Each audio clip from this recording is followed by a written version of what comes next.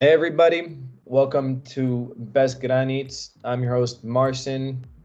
With episode one, I didn't necessarily give you a background of myself, so I'm going to quickly run through that. I'm currently studying at SGH, doing my master's in big data. Um, Moved to Poland because jestem Polonią. Się urodziłem oryginalnie w Stanach, w Chicago. A zawsze kochałem Polskę, a tutaj uwielbiam odwiedzać ten kraj, no nie, i zdecydowałem, że chciałem zobaczyć, czy się widzę tutaj jako mieszkaniec, no nie. To się przeprowadziłem tutaj w październiku i jestem tutaj przez pół roku i I wanted to recollect on my experience and potentially do a little project podcast with it. So that's where we're at right now.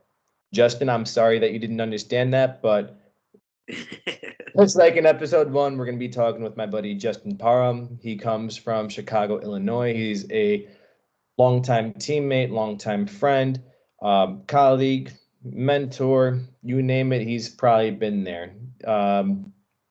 We played volleyball, played in college, and right now he is continuously pursuing his passion and giving back to our community by being a coach at a very high level. So, with that, Justin, I know that you partially introduced yourself already, but could you talk about the steps that you took to being a coach and what led you to want to become one in the first place? Yeah. Uh, Dude, beautiful introduction. Thank you very much. I appreciate that. I appreciate that. I need to record that and take it around everywhere with me. Um, uh, Steps to coaching. Um, so for me, I stayed local in Illinois in the Chicagoland area for college. So, I'm sorry. oh, you're You stayed local. Totally forgot to put my do not disturb on. good. Yeah. So for me, I stayed local for school in like the Chicagoland area, and the volleyball club that you and I both played for, called Powerhouse, was the the owner and director of that club. Both coached us in high school as well as the club level. So he reached out to me when I made the decision to stay local, and sought out after me for coach, like wanting to coach for him at the travel program Powerhouse, and as well as the high school that Marcin and I both went to, St. Pat's. So of course I said, yeah, make some extra money for me as a college student. Seemed relatively low time commitment for me at the time, and schedule wise it worked. So I said, why not? Just for those who didn't listen to episode one, Justin was also a collegiate volleyball player back in Chicago, back in America. And collegiate athletes have a completely different route than Polish collegiate athletes, which I am one of right now, you could say. Um, but were you coaching and being an athlete at the same time? Yes, yes. How did that work out? Uh, you know, it was manageable. The girl, I was coaching girls travel at the time, and their season goes from around end of November to all the way through, actually, um, to late June, July, with like 2 practices a week and maybe some tournaments on the weekend. So for them, I was just quite simply we call them floater coaches. Um, or, so for me, I would be at 2 practices a week, and I would bounce around from a team to team or position to position, um, different age groups. It didn't matter, and just kind of fill in for maybe a coach that was absent, or if someone needed me to do some down balls or just assist another coach here or there. That's kind of where I was. So it was pretty easy. So if I couldn't attend a practice or a tournament weekend, it wasn't the end of the world, Gotcha. because that was my position. You say Chicago Elite, formerly known as Powerhouse, you were more over kind of getting your bearings down as a coach, where you were not necessarily, I mean, you were developing the player's skill and whatnot, but you weren't, you were learning on how to be a bigger impact on the player. Is that correct? Yeah, for sure. Because I wasn't really, I wasn't head coach of any team, and I wasn't handcuffed to one specific team or age group. So for me, I just kind of went around where everything was anything was needed, and I had an opportunity to kind of give input to specific athletes, and what I was seeing at that given time. Remember, I was 18 years old, so I was in the shoes of just recently being removed from um, that club environment. Um, Granted, I played boys volleyball, and this is now girls, but um, I still just recently got removed from it. So I feel like at that given time, my impact or uh, my level of knowledge of the coaching of everything isn't as great as some of the others around me. So, I really didn't speak up a whole lot um, at times because I didn't want to be wrong at anything. So if I knew 100% something was right and this is how it's supposed to be, I would make sure that knowledge was known. I would talk to some of the athletes about, hey, this is how I kind of do some things, and this is how I found success. Maybe you try to think about it this way or go about it this way. But most of the time, I was pretty much down balling, serving, uh, chipping balls in, Gotcha. um, So, doing so things like that, and just kind of being there. you were mainly observing. Did you receive mentorship in order for you to progress into having your own team, or how did that look? Because just for a little bit more background, Justin is the individual that got me to coach. I started coaching uh, after my bachelor's, my licenciat, you may call it in Poland. And I also had that learning curve. And I didn't stick with the club route for another year because I had other professional activities, but ended up coaching my own team, I think 2 years later, with a gap between my club experience, and that was due to luck of the draw, some may say. Some may say other things. But I wanted to know what you learned in those beginning phases as a coach that led you to being able to manage your own team, not only physically as a team, but also mentally as individuals. Yeah. I think those first couple years, just being in the gym and um, seeing the other side of the sport, which is obviously the coaching aspects of things. There's so many more. There's so many more. Uh, there's so many more things that you have to think about, right? As a player, you just show up and you're thinking about, okay, how can I get a little bit better in this, in my role or your position, and you're thinking about, how you can find ways to win, um, you know, as a group or individual, whatever the drill or practice may be. The flip side now is I got to assess what the problem is with the team and why, we might be winning or losing and where we need to get better. I need to have that eye and be able to recognize these things and then recognize within detail, hey, our serve receive isn't great. Okay. Well, I can assess really easily that we're not passing well. That's pretty obvious.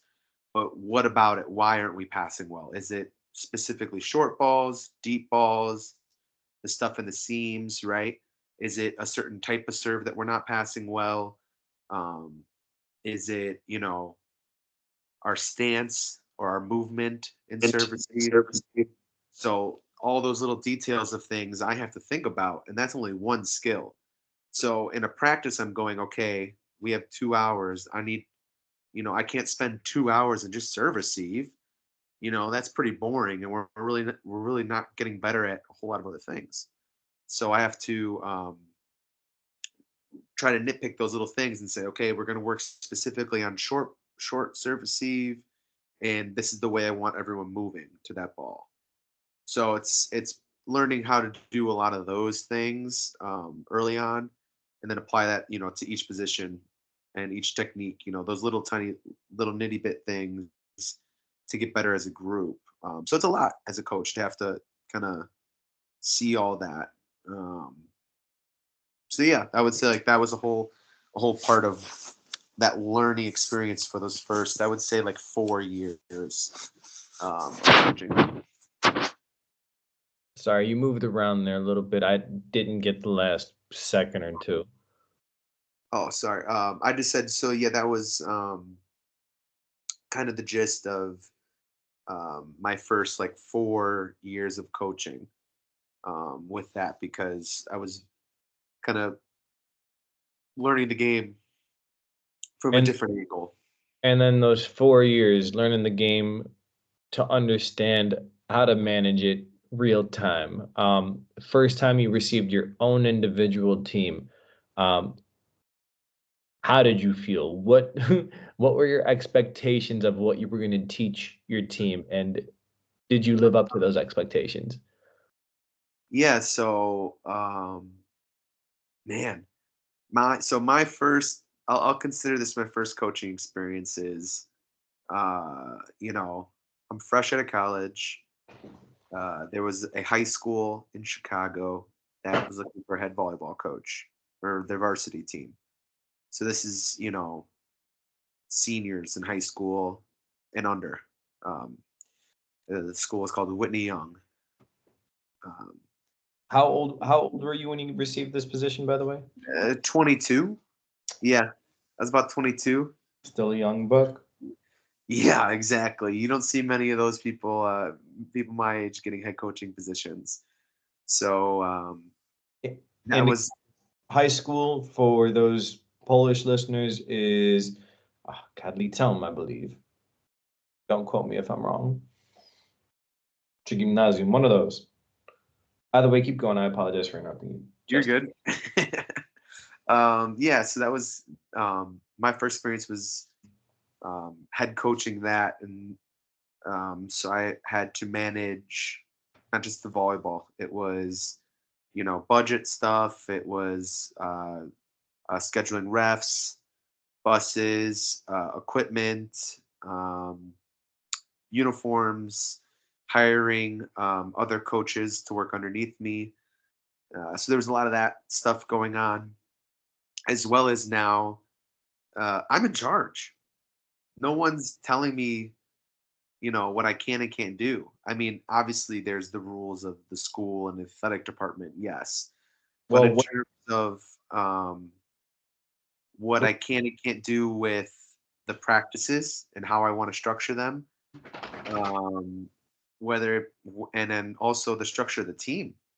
That was the first time I was in charge of a tryout and deciding, how I wanted to fill up my roster and who with. That was a whole new aspect of things that I had never dealt with before. gotcha. I'm curious to dive a little bit deeper into, the mentality and the training that you gave your athletes. Yeah. So From for that, me, as a fresh coach, with the freedom that you just mentioned, what did you do with it? Do you think that the practice plan that you ran that first year, changes that you made, um, were good? Now looking back at it, or how would you define them? um, yeah, I mean, I think. one of the one of the main focuses I wanted with those guys was to develop structure for them. Because from my understanding, they didn't have much of that with the previous coach. They would just kind of show up, play for a little bit at a practice, and then kind of be done. So there was no structure of a technique wise. There was no structure of skills that were either individual or group wise as a team throughout the season. So for me, I kind of came in with the mindset of, okay, I know I'm young, but I do have a lot of good groundwork underneath me. I know a lot of good technique. I have a good idea of what everything's supposed to look like. Um, Let me just trial and error everything, you know? And for me, my approach as a coach has always been to just be honest. So a lot of the conversations with, my athletes, I had 15 guys on the varsity roster. Um, and then I had 47 that year, I believe it was, total athletes from JV to then freshman A and B. So a lot of the conversation with all of them and my other coaches were like, hey, don't be like, I want to try something. We're going to try this drill. This is what it's supposed to work on. This is what it's supposed to look like. Let's try to get this done. And this is what this is what we're going to be doing today or for the next 20 minutes of this practice. And if they gave me their full attention, if they gave me their full effort, right, I could very clearly see if the drill is going to work or not. Quite frankly, sometimes things are theorized in your head very differently, and you know uh, you set up a drill and everyone's executing what their specific skill at that moment in a drill, but it still doesn't look like a good drill. Okay, well, let's scrap it. Let's do something else, and kind of being honest and building that relationship with the athletes and not coming at them from an aspect of, I know, so this is my way or the highway. So I think that gave me a really good amount of respect with the kids because they were like, oh, okay, cool. Let's try this next thing. Let's try this next thing. And they worked really hard for me and with me through a lot of this stuff. So a lot of the trial and error kind of led us to being pretty successful that year, making a nice little jump. We ended up around 500 mark in our season, and that's the Five first time they 500 had. mark, meaning that they won as much as they lost. Yeah. For those that aren't necessarily uh, that don't understand that kind of terminology. Oh yeah. And that's the first time they had been anywhere close to that in the last couple years. So yeah, a lot of it was just building in, a general structure of this is what volleyball technique is, and we're gonna try to work on some skills. I'm not just gonna let you guys go out there and play. Gotcha. Um, With that, larger explanation, how would you compact that into a 20-second explanation of your philosophy for your first year of coaching? What do you think it was now that you're looking back in retrospect? um, First year, I would say is just like it was a lot of creating discipline, creating hard work environment, and creating good relationships with the players to coach and coach to players. I think that's the most important thing. If I'm being honest, where if you don't have a good communication line between you and your athletes that goes both ways, um, you'll lose the athletes. And if they don't care to listen to you, even if you're giving them something super important and valuable, if they don't care for you as a person, they're not going to listen. They're not going to do, and you don't have success. I mean, that's a very interesting topic you brought up. You know, this past season before moving out to Poland, I had the opportunity to work at Justin's current club, and that was an amazing experience. It not only helped build me up professionally, but I had the opportunity to work with a great staff and some very great kids that I miss very dearly. Um, everybody. But I got to experience building that trust with my own team.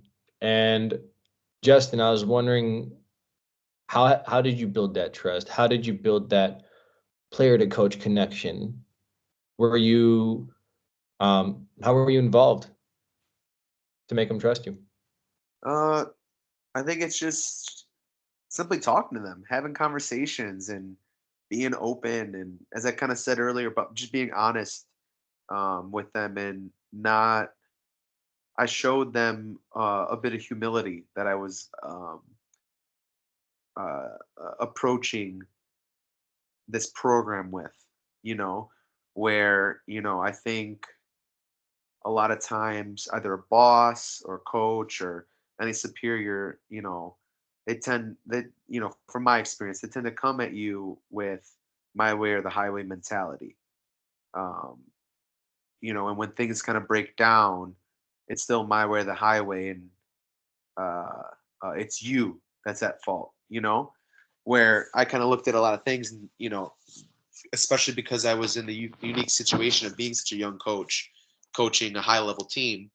Um, I was very honest with them and being like, I need you guys to try and go out and execute and do these things, right? And I'm going to call you out if it is you, and if it is a you thing that needs to get a little bit better or a little bit more execution in a certain situation. And then I would be very honest with them and saying like, hey, that's on me. I should have made this sub, or I should have, we should have practiced this a little bit better. Or you know what? Hey, this is a problem. We haven't touched on this problem yet. We're going to work on this the next couple of days in practice.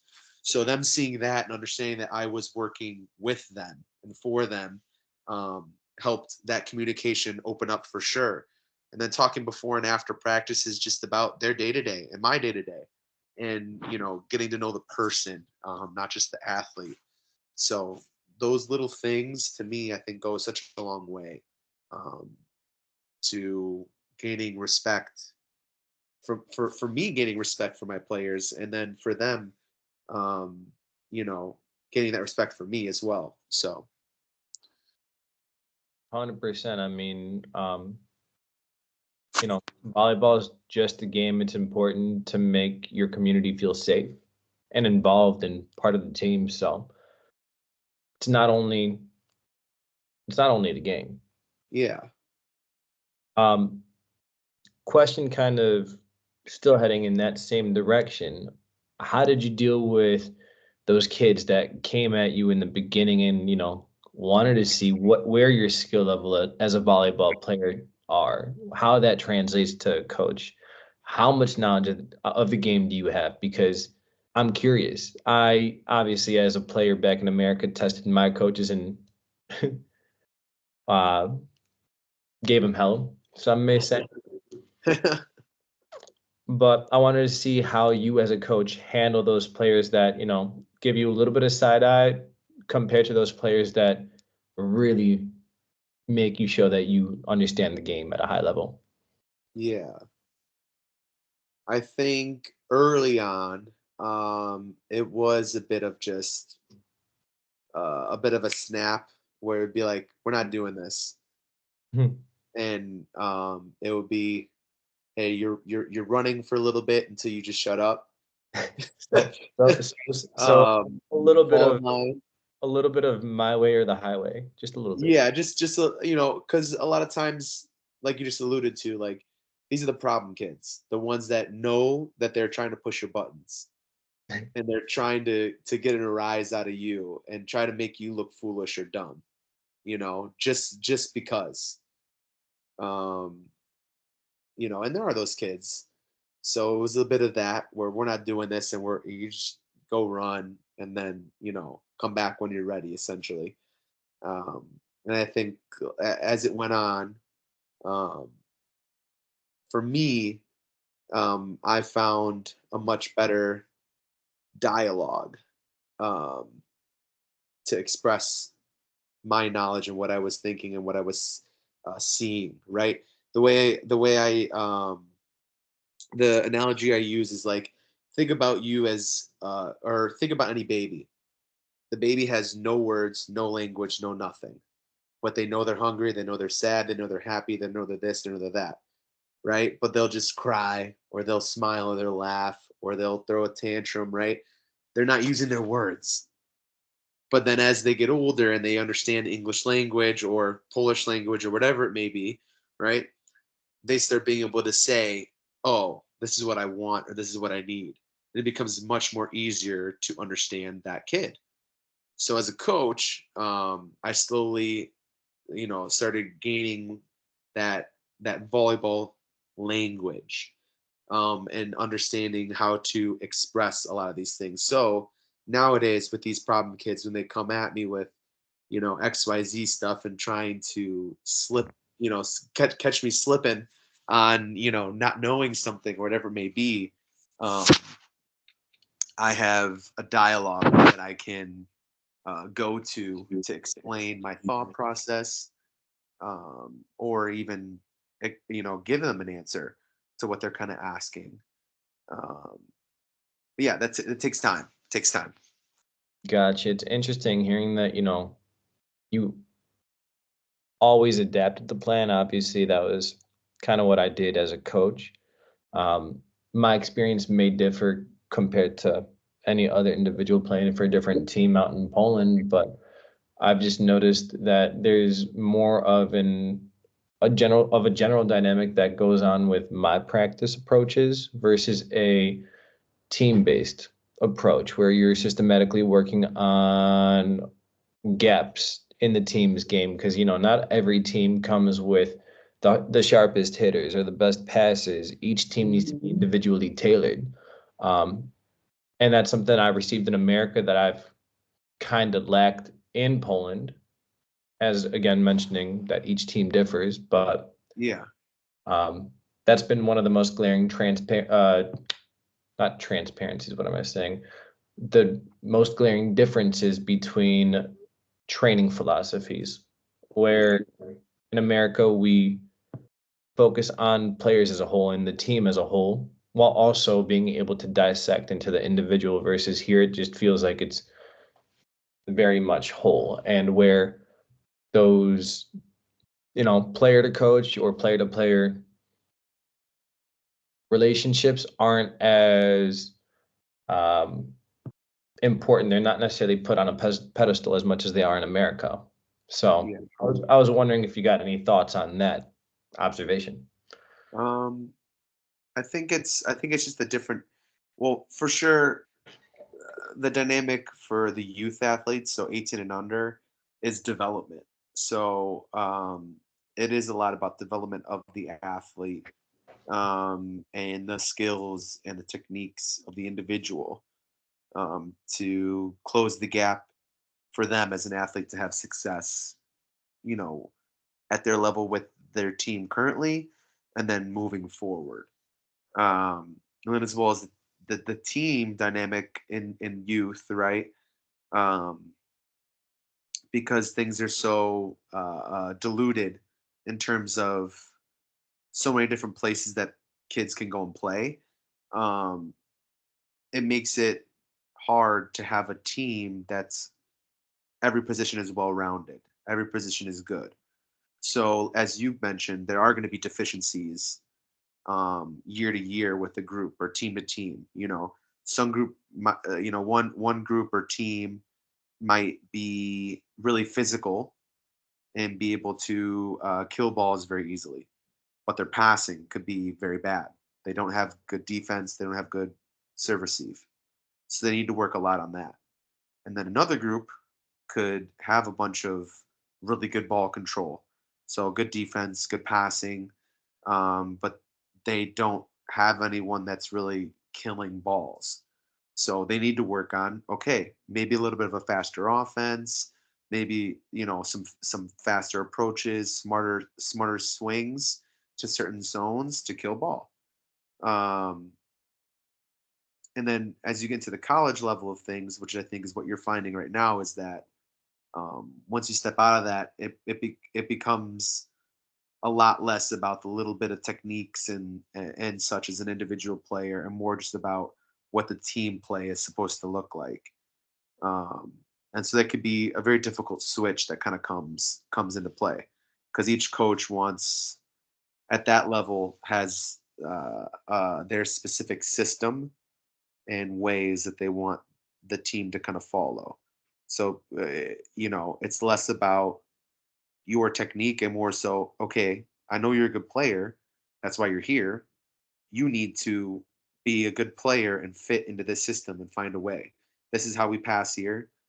This is how we set here. This is how we swing here. This is how we block here. This is how we defend here. So you, as a good player and most likely a smart player, are supposed to fit into that system. True. In my experience, you need that system defined by somebody that played volleyball, but that's my experience. I don't want to go too deep into that rabbit hole. Stepping outside, because now we went from 18, like a fresh 18-year-old entering the coaching route, to a 22-year-old still rather fresh, figuring out how to coach. How long were you at Whitney Young, and do you mind quickly giving me the accolades of what you earned? I was there for 4 years, 4.5-ish. And then you got a couple. I asked for accolades, but basically something like that. got a couple accolades. Brought up the team's overall record drastically, and won out in many regional and state-based competitions. Yeah. Pretty short for those Polish people that won't understand the nitty-gritty of a regional or getting into the sectional final or whatnot. Mm. But after your experience at Whitney Young, coupled with your experience at Chicago Elite, what was your next step, and why did you take that next step? Yeah, so as you had kind of mentioned just there, I was seeing some good success at Whitney Young, working with some really awesome athletes. That school is very fortunate to have some really, really strong athletes there. So we were able to compete at a high level. And that was the only environment I was able to be working with. You can call them, A-list, athletes. There were at least one or two A-list athletes on that team that I was able to develop and work on and compete at a high level with. And I was seeing success in not only them, but the team. And then when I would go to... By the way, could you classify A-list? If I'm not mistaken, I'm assuming you're talking about our boy Tyler, who ended up at a Division 1 program, Ohio State. Shout out to him. Amazing athlete that came in as a raw individual. Justin ended up training him into a Division 1 athlete, got him into a club, gave him all the connects while I got to watch and help out a little bit with the jump serve. And then you also had a girl go to Ohio State, right? Yes. I had a Chelsea who ended up at a Big Ten school for women's volleyball. And she actually just recently hit the transfer portal to North Carolina. Oh, wow. Well, just as a reference, going to a D1 school is like playing for the representation of Mosovola, something in a better liga, maybe Tauron Liga nawet. Mm. Yeah, so I was seeing a lot of success there. And then when I went back to my travel program, I wasn't seeing... I wasn't getting the promotions to coaching better teams that I was looking for, and felt like it was my time. I was seeing other people brand new come in, and some other people that I knew were way less experienced than I was and had less success. These new people would be coming to me, asking me for suggestions on what they should be doing with their team, when they were supposed to be coaching, above me. So it was a very difficult and frustrating situation. And I, weighed some pros and cons, and decided to find a new travel program to work for. which is the current one I'm at, called Michio, which is a small volleyball program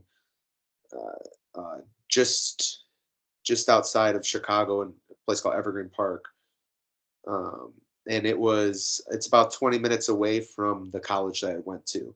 So I had been very familiar with the club, having going to the college that I went to, and so I made a couple calls and made the opportunity, had the opportunity to kind of switch and fall into a good spot over there, working with some phenomenal coaches, all within the gym, and some really awesome athletes at all levels. So I felt like going there, no matter what age group I was at or whatever, if I was coaching a top team or a team below that, I would at least be dealing with some athletes that were highly motivated and skilled. So it made it fun. It made it fun again. Gotcha. And then, with all this experience, I mean, we're talking 6, 7 years down the coaching line. What kind of training did you receive? Because, obviously I mentioned I've been a coach in America for high school, coaching underneath Justin as an assistant. And then I coached for a year at Chicago Elite and a year at Michio. Shout out Michio. You guys are fantastic, to say the least. But I thought about training out here in Poland, and I found out that in order to become a coach for an amateur team, even, you need to have accreditations, paperwork, or go through a course. I'm not necessarily sure what all that was, because as soon as I heard that, it went in one ear and out the other, because I already had teams that I was a part of, and I'm currently a student, and that's where my responsibilities and priorities lay. Yeah. But returning to the question, did you in America receive any kind of training before going into the coaching route, or was it kind of on the fly? Yeah, it was mostly on the fly, and a lot of hirings and opportunities were based off of experience or me having been a college athlete. So it looks pretty good on paper, I guess. But through each of those hiring processes, there's a different screening that you need to get done, where there's background checks, or there's their own version of each of them had their own version of a like a safety training that you have to go through for the athletes, to recognize physical, mental harm that could be happening, or other sort of dynamics that something that might be going on with your team in terms of bullying or things like that. And you're required to be a mandated reporter, is what we call ourselves here in America. So you need to go through those training seminars and make sure you're prepared to look after these kids and take care of their well-being. And the coaching stuff is kind of on you, and you need to have some good experience and know what you're doing. And that's probably why you got hired, is through that process. These like the director at Michio, Diane.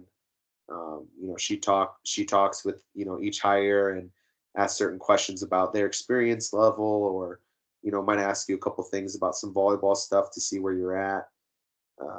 And then depending on where you're at, you might head coach a younger team or a lower level team, and then assist under a good coach there, and kind of mentor your way through and slowly work your way up the ladder, is something that could be done. For me, I was able to step in, having some really good experience off the bat, and get some pretty good teams in the beginning of my time there.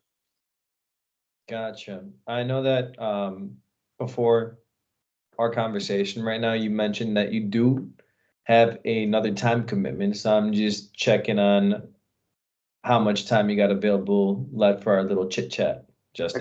I could do like another question. Okay. Well, what I think we're gonna have to do is part two of this segment, kind of going into the role of a coach. Um, but Stay tuned, people. Stay tuned. so stay tuned. But I'm actually gonna ask you because I'm curious how you notice this kind of stuff. I looked at a couple statistics, and from your coaching experience, from you being in a wide range of gyms, going to major tournaments, Uh-huh. coaching at a club, what do you think the percentage of men to women coaches is in volleyball in general? In general, Hmm. oh, It's a hard one. You got to think deep on that one. You got to think of every coach you've had at a major tournament at McCormick. and this is in America, yes. This is America, all America. And this is like capsulating This is capsulating all levels, high school, college, youth, everything. high school. Oh, okay. All of high school, like club too, and all that. Yeah, I'm assuming I'm Oh, I might be completely off, and I'm, these statistics might be out of date, but I doubt they've changed that much. I would love to say it's a higher percentage of women, but I don't think it is. I think we're looking at a good like 80% male coaches. Maybe these statistics are completely off, but it says 20% are male. Really? Yeah, That's wild. That's wild. Okay, so maybe I'm thinking about like the gyms that I've been in on like some of the higher level stuff. true. Or not. Maybe you're not incorporating lower level. Maybe that's what they are. Yeah, because I would say from my experience, on the higher level of things, you typically see a lot of male coaches coaching these teams, and for me, like from my belief on this is simply women tend to want to start families and take care of their families, and that's a whole lot like to deal with. Like I'm going through it now at Michio. We have a coach, Dana, who is awesome. Marcy and I, we love her. She's great Shout out. personality, super high IQ volleyball player and coach. Has had some really awesome success, but recently she just got married, and got into starting her family, and gave birth to her first boy a couple Shout months out. ago. Yeah, shout out Auger. Um, and so she's deciding to kind of take off this year from coaching, and so I've taken over her group for this season. Um, but it's difficult. She has other work that she does besides this, so her time commitment is a lot different. You want to be around your kid, like, come on, who wouldn't? So It's it's a on a assessment. higher level of things where you want some consistency with the same face, either with the same group, or the same face with the same age group consistently. That's kind of hard to do if you're giving birth to children, if you're at that part of your life. But on some of the lower levels of things, I think you have a lot of like young college athletes coming in and coaching, like 14 and under team, or those fresh out of college players as well. That's interesting.